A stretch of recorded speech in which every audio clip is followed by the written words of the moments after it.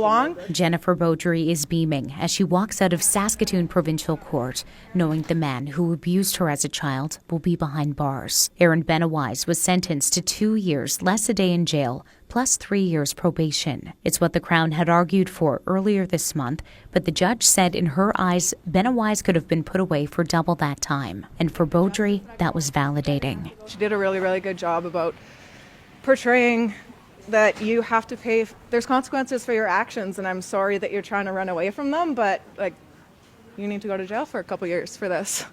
Last fall, Benneweis pled guilty to sexually assaulting and sexually exploiting Beaudry.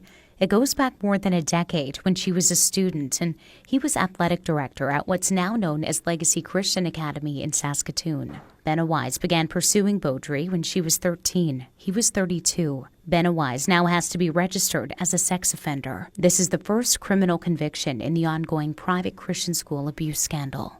It is obviously an impactful day for the civil case as well. Nearly 24 former staff members from the school are named in a $25 million proposed class action lawsuit. Former student Caitlin Erickson is a lead plaintiff, and she was in court for Benneweis' sentencing.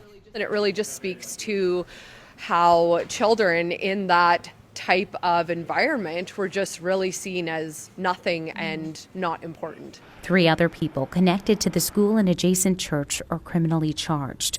They're awaiting trials this spring and summer. Until then, Beaudry hopes her victory sends a message to other survivors of abuse. It's not a hopeless fight, even though a lot of times it can feel like it, and there was a lot of systemic setup for us to not get to this point, because this was the ultimate point that the church didn't want to get to, that the families didn't want to get to, but we're here now because it needs to happen. This is the right thing that is happening. It's the right thing to do.